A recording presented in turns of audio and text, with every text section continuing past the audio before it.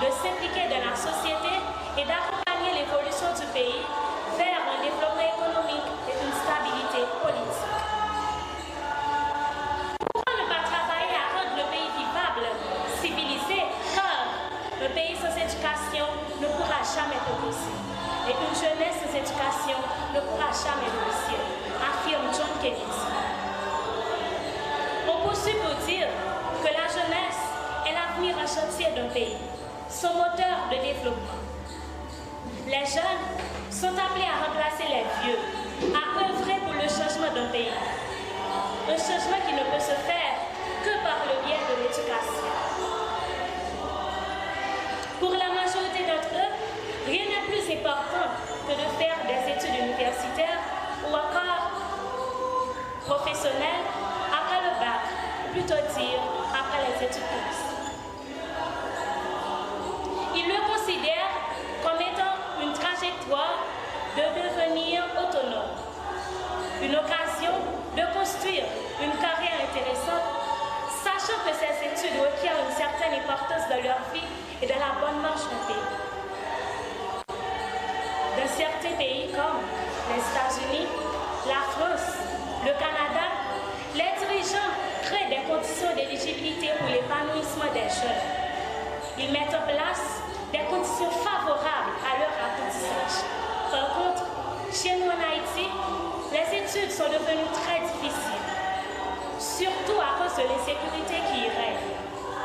Cette dernière, ainsi que les divers problèmes socio-économico-sociaux et politiques, engendrent une incertitude pour l'avenir des jeunes et provoquent leur migration. La plupart des jeunes haïtiens laissant le pays dans le but de faire de meilleures études, mais surtout de des conditions fiables, peuvent bénéficier de tant de choses comme garantie à la sécurité, des universités bien structurées,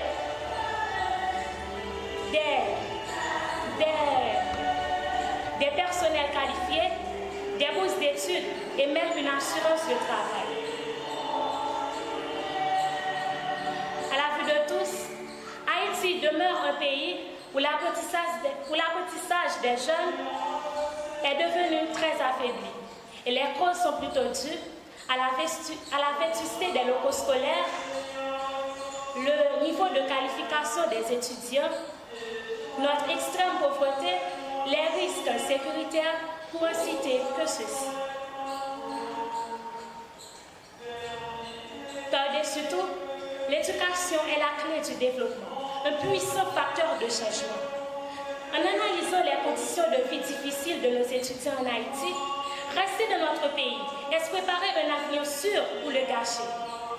Dans son livre « Change-toi toi-même et change ton pays », Henri Doléan a écrit « Un pays, c'est le reflet de ses propres idées.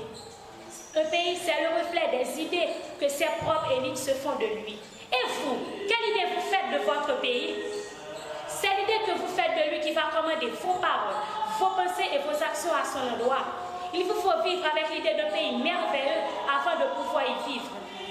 Pour ainsi dire, poursuivre ses études en Haïti reste-t-il un choix pertinent après le bac? Pour répondre à cette question, nous nous livrerons à une analyse sur notre situation géopolitico-économico-sociale. Dans un premier temps, nous aborderons le rôle et l'importance de la jeunesse et exigence à l'État en tant que responsable du pays. Ensuite, nous montrerons l'importance d'une conscience nationale ou encore une rééducation du peuple et les avantages ainsi que les inconvénients de rester et de laisser le pays. N'est-ce pas mieux de rester chez soi? Par les analyses citées dans les propos précédents, nous vous montrerons que le lieu idéal n'est autre que sa terre natale. Merci.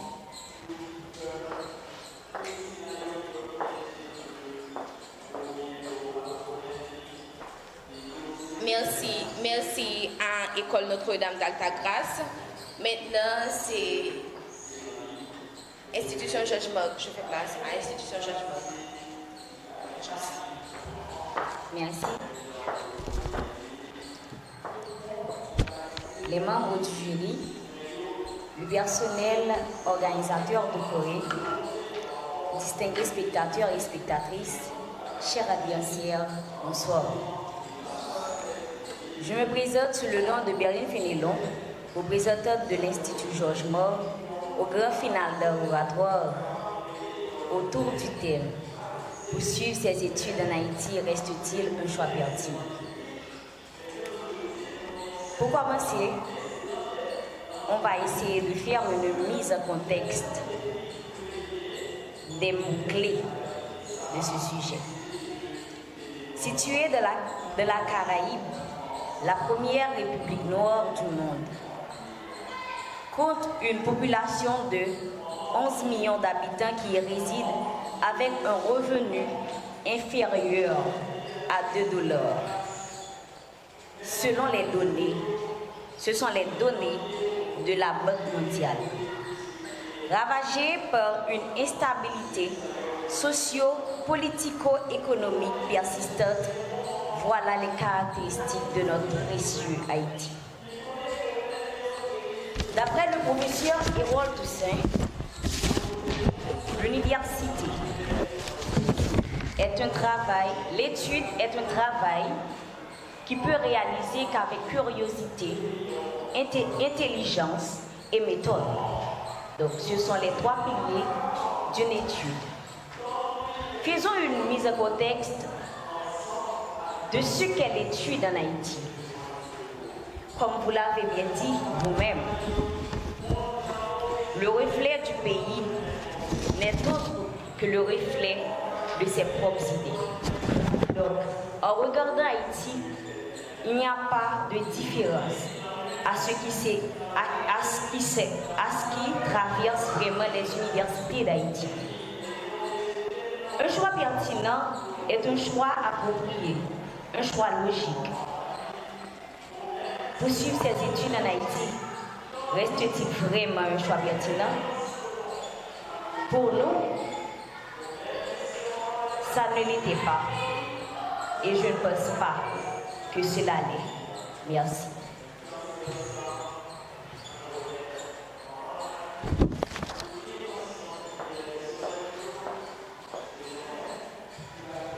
Merci.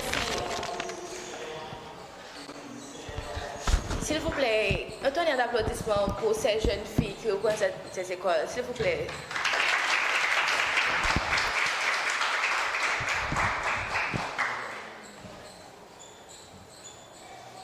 Bon, et nous avons 6 minutes.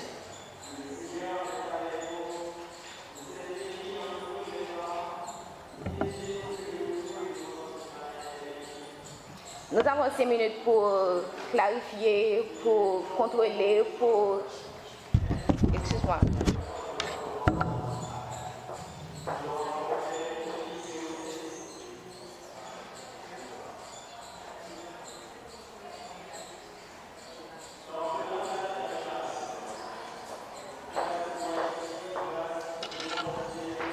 Ok, à ce qu'il paraît, vous allez continuer.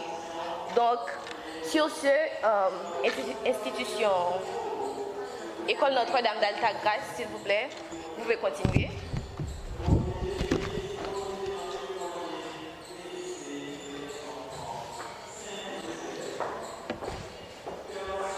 Vers l'an 1806 fut la création de l'État haïtien. Ce même État, étant le premier peuple noir indépendant grâce à son mouvement révolutionnaire, a contribué à l'indépendance des autres peuples noirs comme modèle. Aujourd'hui, son instabilité socio-politique est due à un sentiment d'irresponsabilité générale dans le pays. Être homme, c'est être responsable, a dit Antoine de Saint-Exupéry. Et donc être responsable, c'est assumer ce que nos dirigeants négligent. Nos universités sont inaccessibles vu à l'insécurité du pays et notre économie, vulnérable à cause du recul de la production agricole et d'autres problèmes qui surgissent. Vous êtes-vous déjà demandé comment serait le pays si chaque citoyen se faisait le devoir de s'impliquer? Un pays devient riche et développé par l'adoption des valeurs et des attitudes lorsqu'ils deviennent des réalités de la vie privée, sociale, politique et économique. Pour le développement, il faut l'alliage des changements moraux et sociaux d'une population et des changements culturels d'un pays qui contribuent à sa croissance économique et à son élévation de vie. Comment serait la gestion du pays si chaque citoyen décide de sensibiliser, d'interpeller, d'informer les autorités par rapport aux problèmes du pays? Pour Hatzel, un État est comme un être vivant. Il naît, grandit, atteint son développement, puis se dégrade et meurt. Un être vivant a besoin de nourriture et de logement, alors que celui de l'État, la solidarité du peuple. Dans une société, la jeunesse représente un capital humain, une importance primordiale. Donc sa contribution est incommensurable au changement social, au développement économique et au progrès technique. L'éducation d'un peuple, Victor Hugo le dit, est l'espoir de l'humanité. C'est ainsi que nous pouvons dire que la jeunesse, mais surtout une jeunesse éduquée et formée selon la culture et la société d'un pays, est un moteur de changement de celui-ci. Cela s'explique par leur esprit innovant, leur énergie considérable, leur imagination débordante, leurs nobles idéaux. Elles représentent une force positive et sont des atouts pour établir la paix et la sécurité dans ce pays. N'est-ce pas pour cela Mahatma Gandhi a dit « Soyez vous-même le changement que vous voulez voir dans ton pays ». Puisque la jeunesse est le changement de ce pays, que se passera-t-il si vous partez tous à l'étranger? Quel héritage laisseriez-vous à la génération future? On vous entend dire souvent, connaissant les capacités qu'on possède, on ne va pas les gaspiller en Haïti. Haïti, qu'est-ce qu'il pourrait nous offrir de bon? Ah bon? C'est ainsi que vous voyez votre pays. Alors que vous chantez souvent « Mourira beau pour le drapeau, pour la patrie ». Si vous ne mettez pas vos compétences au service du pays, qui va le faire? Pourquoi ne pas intégrer l'édification du pays dans vos objectifs à atteindre? Les Américains ou n'importe quelle autre nation vont-ils venir changer votre pays à votre place? Ben non, c'est à nous la jeunesse, c'est à nous de changer notre pays, c'est à nous de le transformer, car notre bonheur en dépend. Vous et moi allons devoir apprendre que nous sommes la solution et que cette solution se trouve dans nos prononcés, dans nos actions. N'est-il pas plus que nécessaire de rester étudié dans son pays après le bac? La pertinence est là. Merci.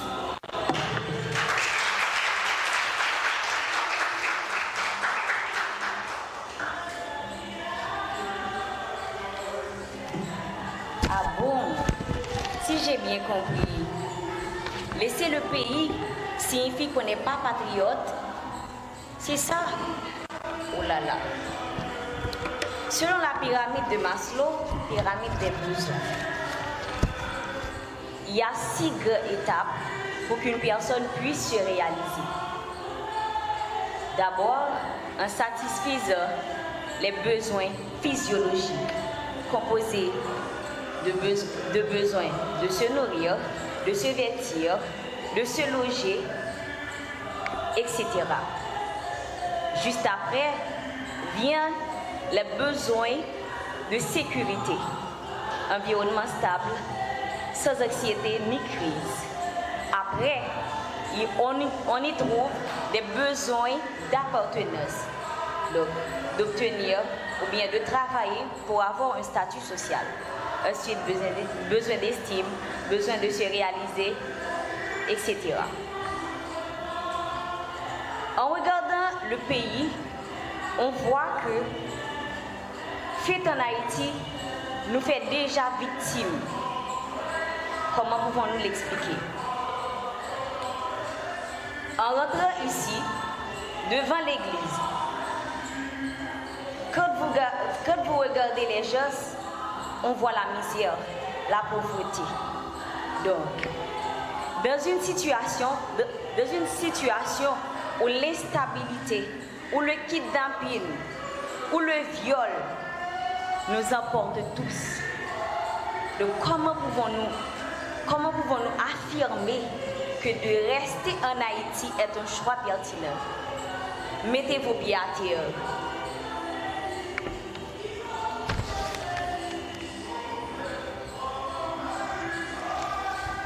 Lorsqu'on aille regarder dans des universités de l'UEH, on voit l'insalubrité, la malpropreté. À titre d'exemple, la FDSE, moi-même avec un ami, j'allais visiter. En arrivant, l'endroit était si sale, si maltraité, je me suis dit, je ne devrais même pas aller dans cette université. Arrivé à l'Inagé, je vois une montagne d'immondices, de fatras.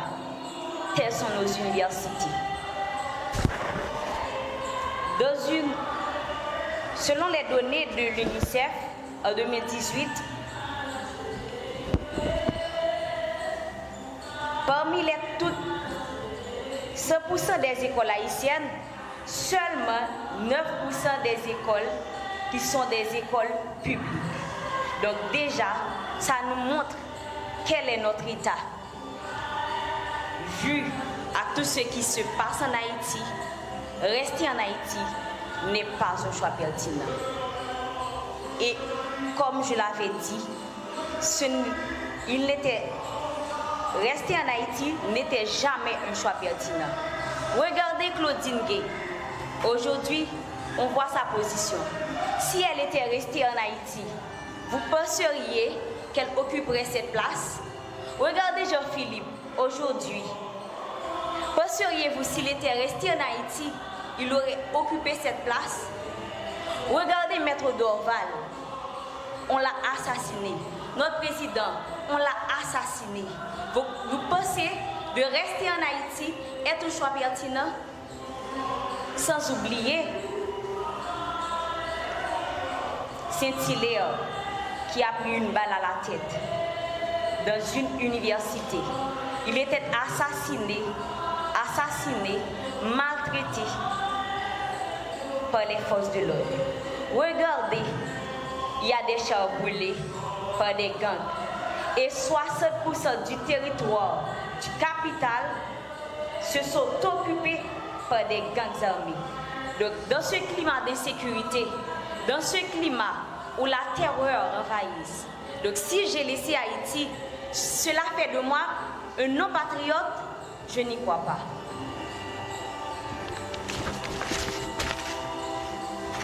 En plus, comme vous avez dit, en regardant la situation actuelle du pays, ce sont les résultats de notre décision qu'on avait prise hier.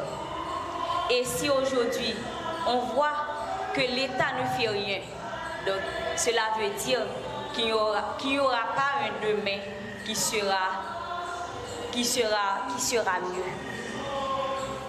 Et pour terminer, je veux dire, combien de vous n'ont pas un ami, une famille qui est déjà dans le programme Biden?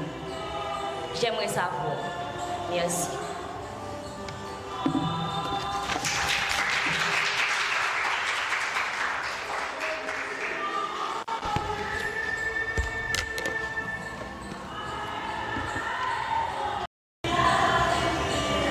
Vous avez mentionné tant de choses sur notre situation actuelle, n'est-ce pas? Vous avez même dit que ça ne fait pas de vous un non-patriote, n'est-ce pas? Savez-vous que tout ce qui passe maintenant, ce n'est pas la faute de nos États, ce sont notre faute? Savez-vous que si nous collaborons ensemble, nous pouvons y arriver? Laissez-moi vous dire, et vous avez mentionné la misère, la pauvreté, la malpropreté. Combien de fois avez-vous sensibilisé les jeunes à agrandir la production nationale de notre pays, autrefois qui nous enrichissait? Laissez-moi vous faire un petit rappel. Autrefois, on venait ici chercher des professeurs compétents pour aller dispenser des cours à l'étranger. Vous savez, les pays qui sont devenus riches, développés aujourd'hui, c'est parce qu'ils avaient des élites, des gens honnêtes, des gens qui pensaient à l'avenir, aux générations qui vont venir, ils pensaient aux autres. Vous savez, laissez le pays. Quel état vous allez laisser pour les générations à venir? Vous avez dit aussi qu'il y a des risques sécuritaires. Haïti n'est pas le seul pays vivant dans l'insécurité. C'est vrai que notre situation est très dégénérée. Partout, tu peux être aux États-Unis, vous pouvez être aux États-Unis, au Canada, en France, vous marchez dans la rue et vous pouvez recevoir une balle de la tête, n'est-ce pas? Ce n'est pas seulement en Haïti. Haïti n'est pas la seule. C'est vrai, notre cas est vraiment dégénéré, mais par contre, nous pouvons le changer. Car nous sommes des jeunes, nous sommes la solution. Laisser le pays ne va pas apporter une solution. Par contre, ça va l'empirer. Est-il nécessaire de rester dans notre pays? À cette question, on se dit clair. Quand on est chez soi, les dépenses et les soucis sont considérés comme peu. Car on s'était adapté à notre situation, car on la connaît, on s'arrange pour y vivre là-dedans. On considère qu'étudier chez soi est le meilleur moyen d'apprendre, car on connaît déjà la culture et les coutumes. Être chez soi, c'est être dans sa peau. Et être dans sa peau facilite la compréhension. Car pour apprendre, nous avons besoin d'être psychologiquement bien. Et quand on connaît déjà une mode de vie, on sait comment affronter cette dernière. En réalité, les avantages d'étudier en Haïti sont multiples. Tout d'abord, toute réussite est le résultat d'un processus en 3 volets. La vision, la prévision et la planification. La vision, c'est une façon de voir, de concevoir des choses complexes. La prévision, c'est une opinion que l'on se forme par le raisonnement. La planification permet de déterminer des objectifs et de mettre en œuvre les moyens propres à les atteindre dans le délai fixé. Étudier à l'étranger a beaucoup de contrariétés, comme vous seriez confronté à la barrière linguistique, culture différente, éloignement du cocon familial, solitude, stress permanent, surménage, absence de temps et précarité financière. De surcroît, on s'adapte difficilement. Il est à noter que la méconnaissance du système universitaire effraie quiconque. Bien sûr, n'est-elle pas une nouvelle mode de vie? Si chaque jeune, après l'obtention du bac, décide d'aller poursuivre leurs études dans un autre pays, dans ce cas, d'où viendra le changement? Puisque vous, les jeunes, après les études, vous aurez souvent tendance à investir vos connaissances acquises dans ce pays qui va vous offrir autant d'opportunités. Puisqu'on parle de pays, seriez-vous fiers de son ascension, de son progrès, de son développement? Savez-vous qu'en vérité, le changement entraîne la destruction parfois? Avoir des diplômes étrangers garnisse bien un curriculum, mais l'application sur le terrain en sont difficiles. On cite à titre d'exemple Leslie François Manika, qui a fait des études supérieures. Il a étudié à la Sorbonne, grande université en France, où il a obtenu un doctorat en philosophie. Il est le fondateur de l'École des hautes études internationales, INAGE, dont il fut le premier directeur. Il a été reconnu pour ses solides connaissances en matière d'histoire et son expertise dans les questions relatives internationales. N'est-ce pas sa propre satisfaction personnelle? Qu'est-ce que le pays en a bénéficié? Difficile de répondre, difficile de donner une réponse satisfaisante. Savez-vous ce que François Hollande, l'ancien président de la France, a dit de Manika? Il a bel et bien dit: Manika pouvait être président de n'importe quel pays du monde, sauf Haïti. Pourtant, il est haïtien. Vous êtes-vous interrogé là-dessus? Pourquoi a-t-il fait cette affirmation? Eh bien alors, c'est vrai. Sur le point de vue intellectuel, Manika est très expérimenté. Par contre, il ne saurait appliquer des méthodes propres à notre situation actuelle.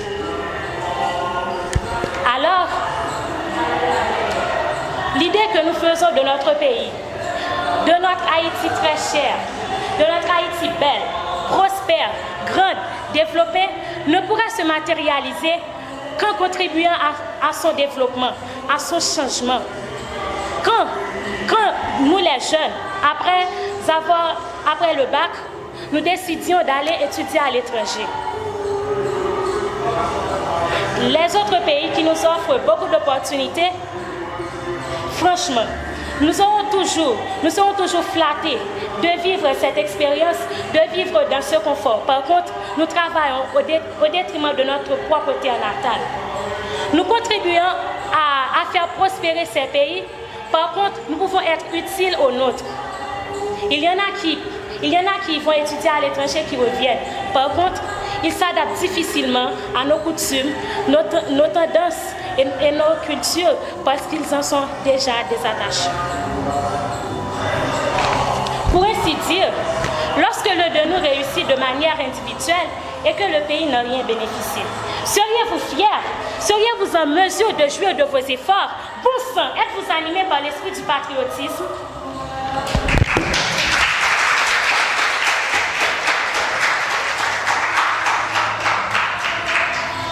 Ah bon? Vous avez bien dit, le professeur Maniga, à la Sorbonne, il a fait ses études. Il avait fait ses études. Vous avez bien dit, à la Sorbonne. D'après vous, quelle université en Haïti est à même de parler comme si de Sorbonne? Jean Dufour. Si le besoin de se nourrir représente encore au 21e siècle un défi à relever, comment pouvons-nous étudier dans ce climat où les besoins les plus primaires, les besoins physiologiques, les besoins de sécurité ne sont pas satisfaits? Et il faut dire, selon la pyramide de Maslow, je l'avais bien mentionné, pour se réaliser, il faut que ces besoins soient satisfaits.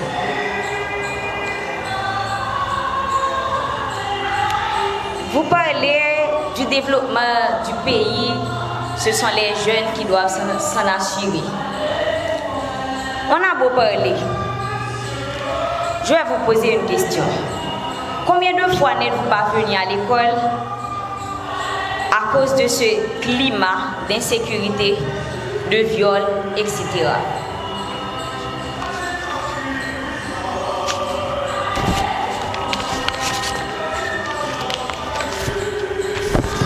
Siméon Moniz, une étudiante à la faculté de droit et des sciences économiques et de l'INAGE, déclare: moi pas capable d'entrer, moi entrer pour 4 ans dans l'UEH là, même pas même quand si m'a fait 6 ans. Et puis m'a demandé, est-ce que tout effort ça m'a fait, est-ce que vous pas en vain? Tels sont les mots de Siméon à la Banque FM. Donc, rentrer en Haïti, aller à l'université en Haïti, on se pose des questions. On se demande si on a vraiment la raison de rester. On se dit, est-ce que je ne vais pas passer toute ma vie sans m'accomplir, sans me réaliser? Et la Chine l'a bien fait. La Chine a envoyé ses sujets étudiés à l'étranger pour que le pays se développe après leurs études à l'étranger. Donc, on peut donner qu'uniquement ce qu'on a. On ne peut pas donner ce qu'on n'a pas. Déjà, on voit la situation actuelle du pays. Donc, comment pouvons-nous espérer? Que pouvons-nous faire? Vous parlez de déformer les autorités.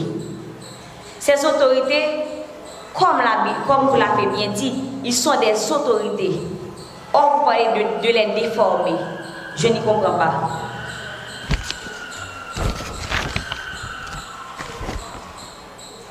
Donc, pendant le programme Biden, 39 000 Haïtiens ont été approuvés.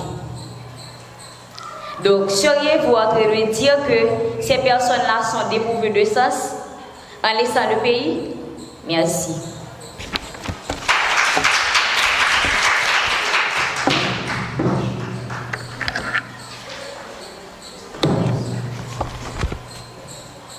Vous avez parlé de nourriture. Vous savez, le peuple n'a pas vraiment un problème de nourriture. Sinon, nous nous serions déjà relevés pour abolir cette insécurité. Vous savez ce qu'on dit? Ça va garder, manger bois ça fait pour l'audio. Sinon, on se serait révolté pour abolir cette situation. Pour ajouter, prenons l'exemple, lorsque vous avez grandi dans une famille de pauvreté, vous savez ce que vous vous dites? Je vais travailler pour que mes enfants, mes petites soeurs, mes petits frères ne connaissent pas la même situation que moi que j'ai connue. C'est ainsi que nous devons faire. Nous avons connu l'insécurité, nous avons connu la faim, nous avons connu la misère, nous avons connu la pauvreté. Nous devons travailler, nous devons lutter en tant que jeunes pour éviter à la génération future de subir les mêmes choses. Comme Éric Jean-Baptiste, excusez-moi, comme il a dit dans son livre Terre natale en terre promise, comment garder la foi inébranlable en un avenir meilleur pour Haïti, alors que ce pays entame une descente vertigineuse aux enfers et que nombre de citoyennes et citoyens de toutes les couches sociales veulent le fuir par tous les moyens, comme s'ils avaient la nette sensation que le Titanic va couler. Pourtant, le pari de transmettre la foi en une Haïti régénérée doit animer chacun et chacune de nos jeunes. N'êtes-vous pas prêts à transformer notre Haïti en terre promise? En analysant de notre point de vue les mises en contexte de notre réalité en tant que peuple, des jeunes qui grandissent sans se fixer un objectif, sans pouvoir construire un plan d'avenir est exaspérant. Cependant, devrait-on baisser les bras pour autant? Devrait-on se dire que ça ne rapporte rien d'étudier dans un pays qui n'offre rien d'opportunité d'épanouissement? Bien au contraire, nous les jeunes, nous avons notre mot à dire. De la pertinence même du mot, on insiste pour dire que rester pour étudier chez soi en Haïti est un choix pertinent, pertinemment pertinent. Pour cela, exiger à l'État une meilleure condition de vie pendant que nous les jeunes, nous nous impliquons dans les prises de décision du pays. Ne laissons pas partir en effritement nos valeurs intellectuelles et forçons-nous d'assumer notre responsabilité citoyenne. La réussite personnelle et le développement du pays ne doivent pas être laissés au hasard. Nous devons commencer par nous changer nous-mêmes, changer notre façon de voir le pays si vraiment nous voulons un changement. Car le changement, le développement que nous souhaitons dépend de notre entière participation, notre esprit innovant, notre énergie considérable, notre imagination débordante. C'est cet amour pour ce pays, cette volonté de le voir beau, grand et développé qui doivent commander nos pensées, nos paroles, nos actions envers notre pays, nos compatriotes et envers nous-mêmes. Rester étudier chez soi reste un avantage, un choix pertinent, non seulement pour nous, mais aussi pour notre cher Haïti qui nécessite la présence de ces jeunes. Il est plus qu'un impératif, il est un devoir. Oui, le devoir de chaque homme ou femme, de chaque jeune ou adulte, de se mettre ensemble pour retrouver la fierté de notre peuple. Le cas d'Haïti est un cas d'urgence. Ce n'est pas le moment de regarder sur sa situation ou sur ses dirigeants. C'est le moment de croire en nous, de croire qu'avec nous, le changement est possible.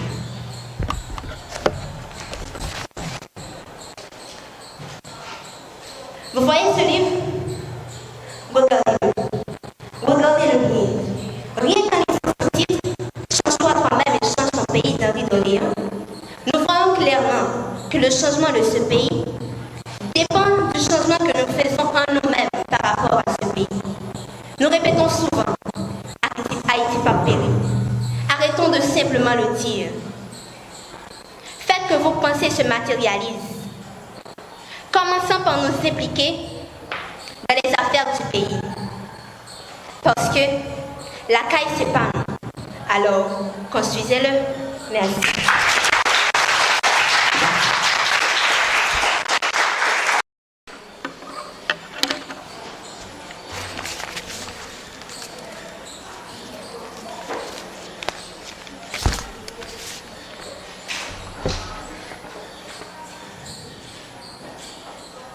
Le 20 mars 2023, d'après ICI Haïti, les facultés de médecine en Haïti ne sont plus accréditées pour les États-Unis et le Canada. Donc déjà, on prouve clairement que nos études, nos diplômes ne valent rien à l'étranger. Voyons voir le marché d'emploi haïtien. Le marché d'emploi haïtien qui est caractérisé par le fanatisme. Aujourd'hui, quand on fait ses études en Haïti, on se demande, comme on dit, qui côté me va le travail. Et la plupart du temps, on nous demande combien d'années d'expérience vous avez, madame? 100 années d'expérience. Donc, ailleurs, en Haïti, nos études ne valent rien.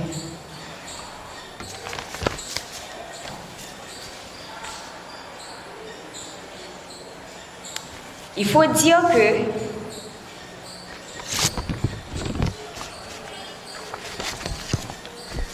aujourd'hui, si les facultés de médecine ne représentent rien à l'étranger, et les autres domaines, et les autres champs d'études, donc demain, ce sera leur tour.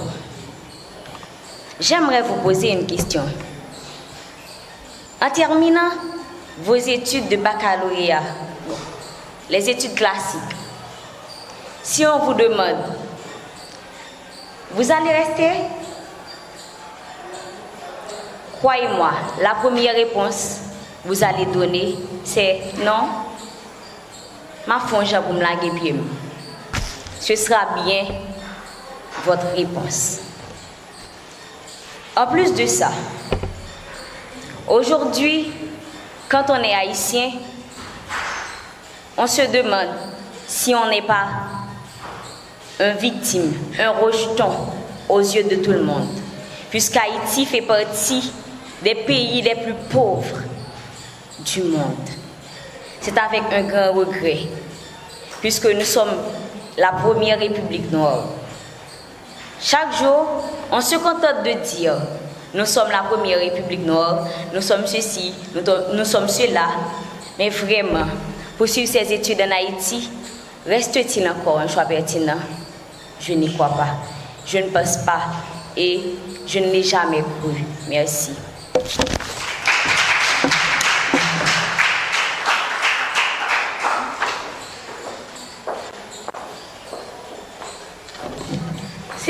S'il vous plaît. Les filles m'ont convaincu, hein? Une dernière applaudissement, s'il vous plaît. Maintenant, on va laisser quelques minutes au membre du jury pour délibérer.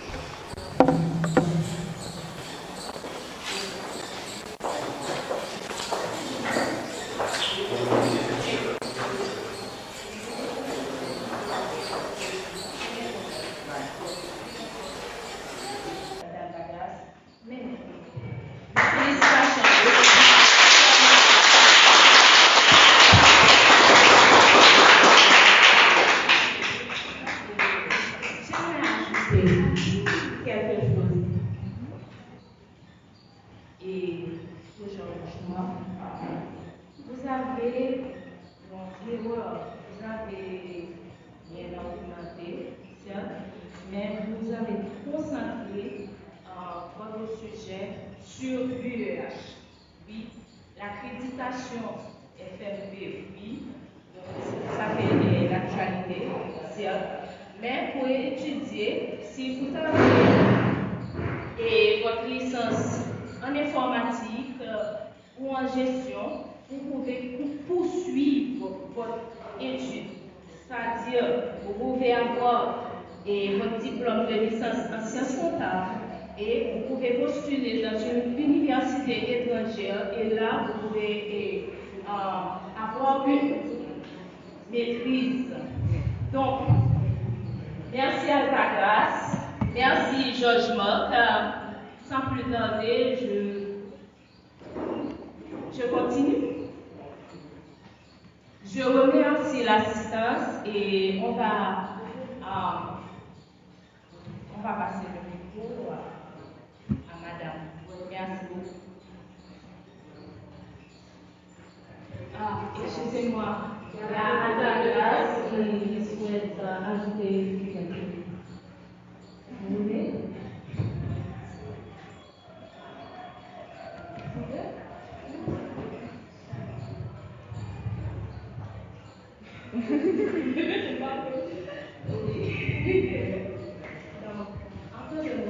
J'aimerais remercier mon équipe, bien sûr, puisque je suis la capitaine. Je remercie Marie-Chloé, Sergia, Jessica et bien sûr notre chère coach, Madame la docteure Marie-Chloé.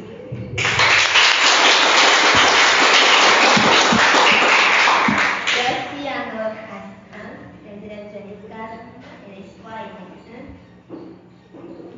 Même si Père Boulan est malade, on remercie Père Boulan pour sa confiance en nous. Et merci à l'Institut Georges qui a si bien argumenté. Vous avez été un adversaire digne de ce nom. Merci beaucoup.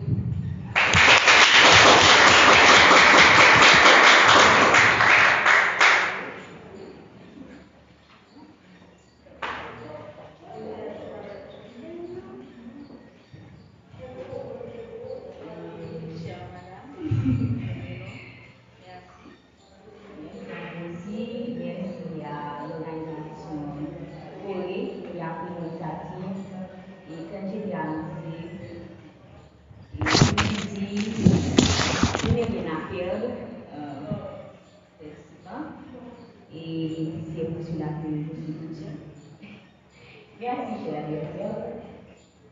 Un grand coup de pouce pour vous.